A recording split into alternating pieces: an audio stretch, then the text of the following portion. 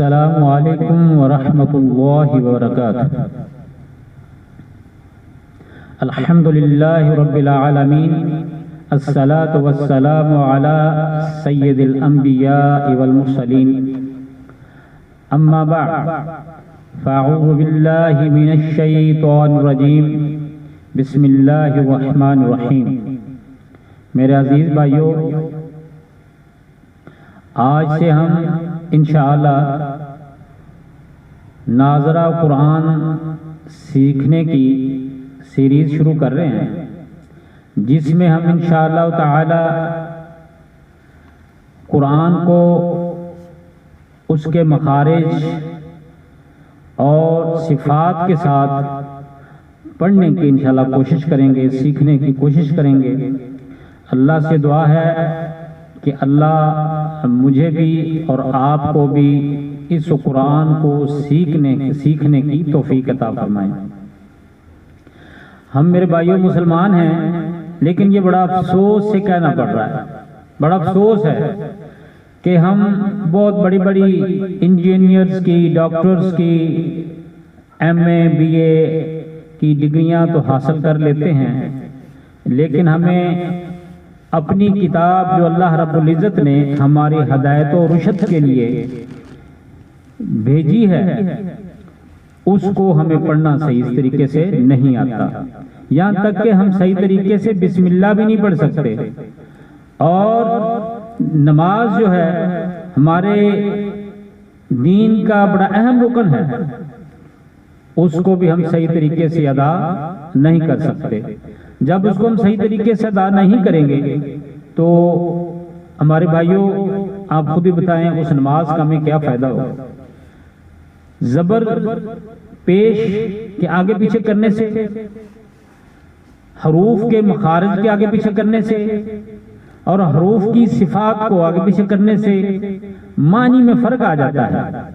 جیسے مثال کے طور پہ ہم کہتے ہیں قل هو اللہ احد، اگر ہم کہیں قل هو اللہ احد اللہ الصمد، تو قل اور قل میں بڑا زمین و اسمان کا فرق ہے، اور ہم یہی پڑھتے ہیں قل هو اللہ احد۔ تو یہ کیا ہے؟ لفظ کیا ہے؟ قل۔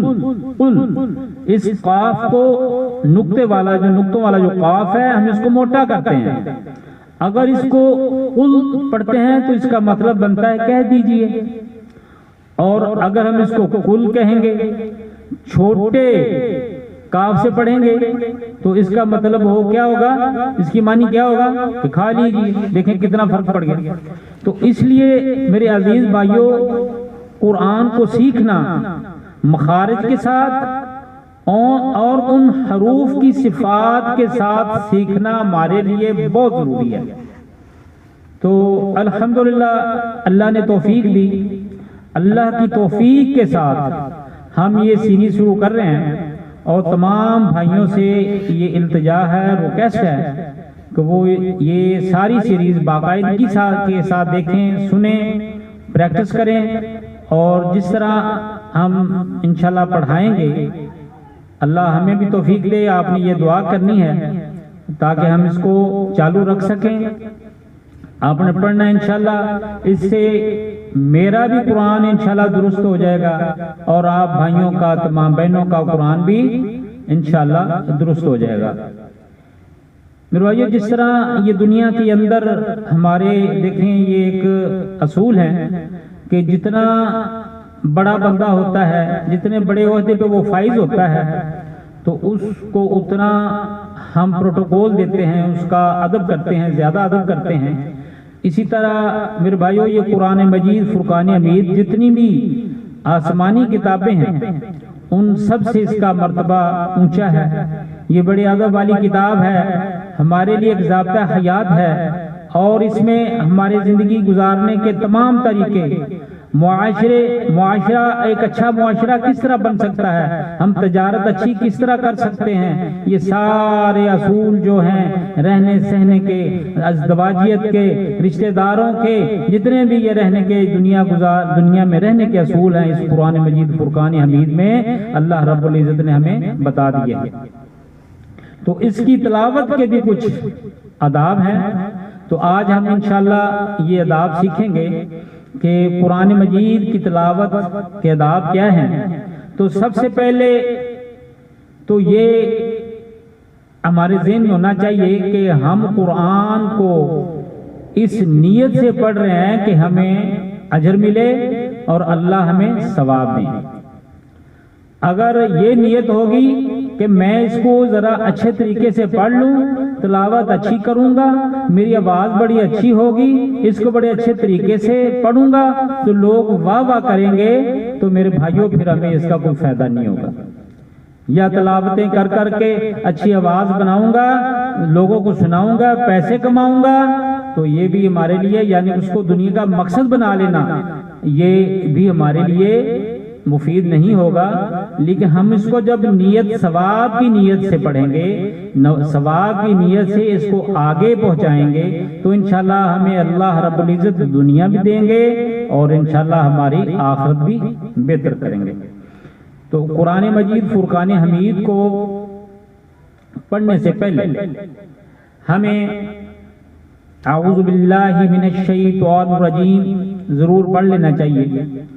اس کے پڑھنے کا حکم اللہ رب العزت نے ہمیں دیا ہے، جس کا مفہوم یہ ہے، سورہ نحل میں اللہ رب العزت فرماتے ہیں، میں مفہوم بیان کر رہا ہوں کہ جب تم قرآن پڑھنے لگو تو مجھ سے شیطان مردود کی پناہ مانگ لیا کرو کہ کہیں یہ تمہارے دلوں میں یہ وسوسہ نہ ڈالے۔ اور قرآن مجید فرقان حمید کو، نمبر 2، قرآن مجید کو باوضو ہو کر پڑھنا چاہیے، باوضو ہو کر پڑھنا چاہیے، یہ افضل ہے۔ ہاں، وضو کے بغیر بھی اس کو پڑھا جا سکتا ہے، قرآن مجید کو وضو کے بغیر چھوا جا سکتا ہے، لیکن وضو کر کے پڑھنا زیادہ افضل ہے۔ اگر تلاوت کرتے کرتے ہم کوئی اجنبی بات کر لیتے ہیں، کسی دوسرے شخص کا ساتھ کوئی بات کر لیتے ہیں، تو پھر تلاوت شروع کرنے سے پہلے ہمیں اعوذ باللہ من الشیطان الرجیم پڑھ لینا چاہیے۔ اور جب بھی کوئی سورت شروع ہوتی ہے سورہ توبہ کے علاوہ، تو ہمیں ہر سورت کو بسم اللہ الرحمن الرحیم سے شروع کرنا بہت ضروری ہے۔ اور قرآن مجید کو اچھی آواز سے پڑھنا چاہیے، یہ بھی سنت ہے، اچھی آواز سے پڑھنا چاہیے، لیکن یہ ذہن میں رہے کہ اس کو راگ نوحہ کی طرز پہ نہیں پڑھنا چاہیے، اور نہ ہی اس کو تیزی سے پڑھنا چاہیے کہ ہمیں سمجھ نہ آئے کہ ہم کیا پڑھ رہے ہیں۔ اس کو زیادہ تیزی سے نہیں پڑھنا چاہیے، بڑے آرام سے، سکون سے قرآن مجید فرقان حمید کی تلاوت کرنی چاہیے، اور پورے حروف جو ہیں، جو لفظ ہیں قرآن مجید کی، ان کی ہمیں پوری سمجھ آنی چاہیے کہ ہم کیا پڑھ رہے ہیں، اور سننے والے کو بھی پتہ چلنا چاہیے کہ ہم کیا پڑھ رہے ہیں۔ اللہ رب العزت سے دعا ہے کہ اللہ تعالی ہمیں قرآن مجید پڑھنے کو اور پھر پڑھ کر اس پر عمل کرنے کی توفیق عطا فرمائے، آمین۔ وما علینا الا البلاغ المبین۔ السلام علیکم ورحمۃ اللہ وبرکاتہ۔